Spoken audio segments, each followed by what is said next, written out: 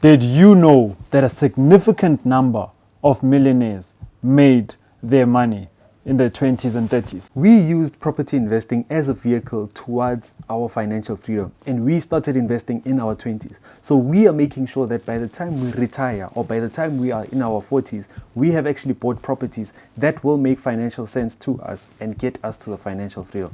Welcome everybody. Today we're going to be speaking about how to reach your financial freedom at a young age between your 20s and your 30s. My name is Neo. And my name is Lebo. After working with young and older people, we have seen a trend through people that stop a lot of people from reaching their financial wellness. Number one is credit. A lot of people hate credit. Look, we've read in books that there is good credit and there is bad credit.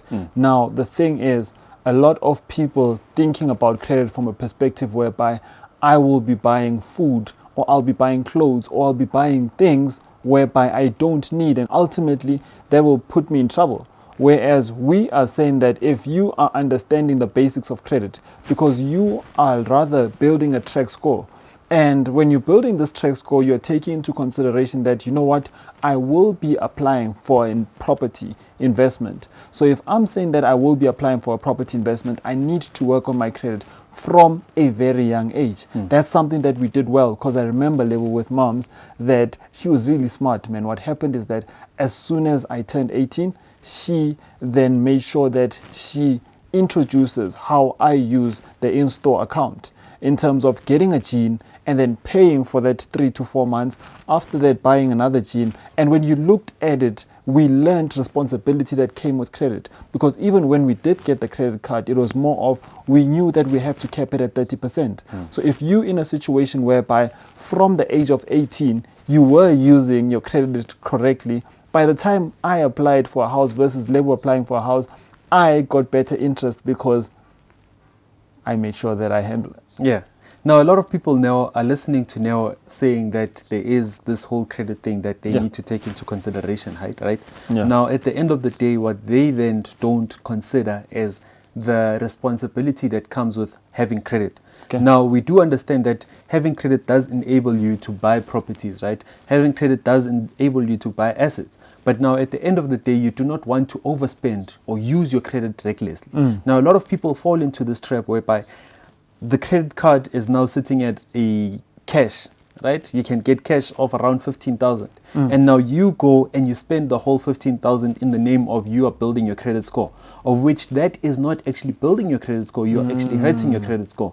So what I would say is that make sure that you do not spend more than 30% of what you are given. So if you are given 10,000, just make sure that you are spending just below 3,000 on a monthly basis. Don't be that guy. As soon as you get your approval, you are the one who's testing that, is there really money? Because we know that some people do that. Level, just in conclusion from my side, right, when it comes to the credit one, is that I would also like us to start thinking about investing in our business credit. A lot of people are not aware that your business can get credit or your business can qualify for credit. So ultimately what I'm saying is that as much as we are pushing for our personal credit score, we also need to be thinking about pushing for our business credit score so that ultimately we can build generational wealth. 100%, no, 100%. So let's go on to the second point, right? The second point is neglecting savings. Now, this goes out to a lot of people, right? Both entrepreneurs and people that are working. Let me start work with the people that are working. When you're working, you have this thing in your mind that I have actually been getting money on a monthly basis. So this money will always be there. So now the problem is we end up spending all of that money. And now when we are in a serious situation and we need to get a hold of that money, that's when we do not know what to do. So what we would say is that you need to make sure that you are saving on a monthly basis. So this is like an emergency fund? This is like your emergency fund, number one. Number two, you might also be saving to invest in something. That's it. But just make sure that you are investing or you are saving on a monthly basis, right? Now, this comes to us as entrepreneurs also in a point whereby, say for instance, if a client is actually giving you 2,500, now we got that 2,500 and we in our mind are thinking that this 2,500 has to go towards sustaining me. But now at the end of the day, you forget that as an entrepreneur, you do not know when is the next paycheck going to be coming. And now, if you do not understand where the next paycheck is going to be coming, you basically have to have savings. Yeah. That's why we are also taking a certain percentage of the income that we are getting on a monthly basis, and we are sending it towards our savings just in case something does happen. So the rule of thumb there that made life easier for us, because we were not heavy savers, right? Yeah. So Leb was like, no, let's always put a certain percentage. So whether it's from the flips that we're doing, whether it is from the workshops that we're hosting, there's a certain percentage on every income that we're getting that should be going to our savings, right? But what I liked is that you spoke about the two types, Lebo, that we are not only saving for emergency. Now, a lot of people are thinking that we only need to save for emergency fund, whereas we also need to be saving for investment. Yeah. This is how we came to properties, that you need to first pray about it, of course, and then just start saving. Because now there will come that point in time whereby an opportunity does arise, and the question will then be, are you ready for that opportunity?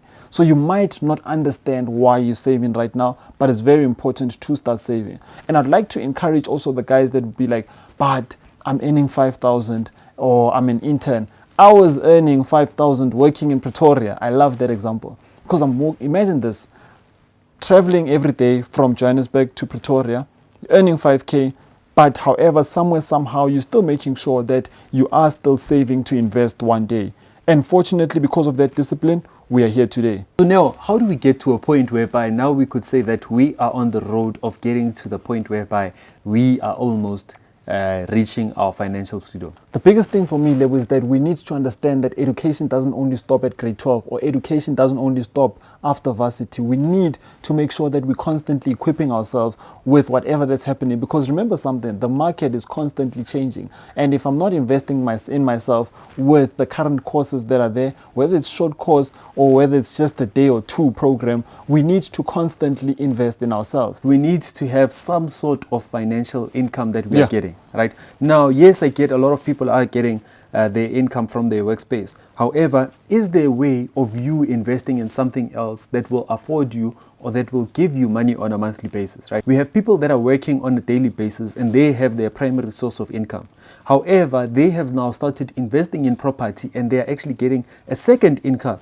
Now, if you're looking at that situation whereby on the one side you're getting paid 10,000 from your primary income, which is your job, and then the second one, you're getting income from your properties. Now you're looking at a place whereby now the properties are actually generating 10,000, and on the other side you're getting 30,000 from your workplace. Now, if we get to a point whereby the income that we are getting from our properties can actually match how much we're getting from our workplace, that is actually putting us in a better situation. Yeah, and there's somebody out there who's in their 20s saying that, no, with some jobs, I need to have 5 years experience. But let's be practical. Let's talk about us being in the property space. Is that as an estate agent, you can get an opportunity to become an estate agent within your 20s. Now, I'm not saying that it's an easy job, but what I'm saying is that if you are willing to put in the work, the hours, you can get an understanding of how property works. So I'd really encourage people that if you really want to understand how property works, start off as an estate agent, because what that will do is that it will enable you to put in the mileage, to understand the market, and possibly get sales through you understanding the market better. Now I know that you're going to love the last one. Living below your means. If living below your means was somebody, man,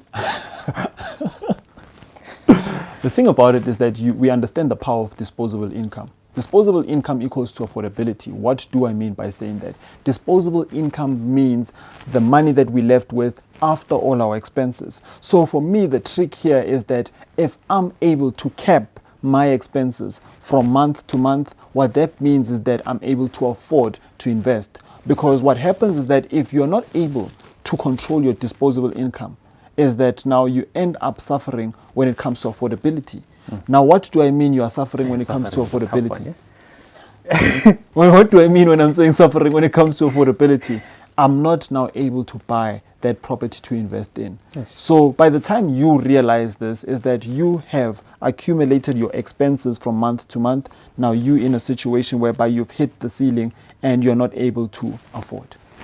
So So if you are trying to understand that, how do you invest in property and make sure that you're working on your financial freedom, just make sure that you do buy your ticket. We are hosting a property investing workshop on the 7th of September 2024 in Pretoria. I'm really excited about that. And if you feel that the 7th of September is quite far, what you can do is book a Zoom meeting with us.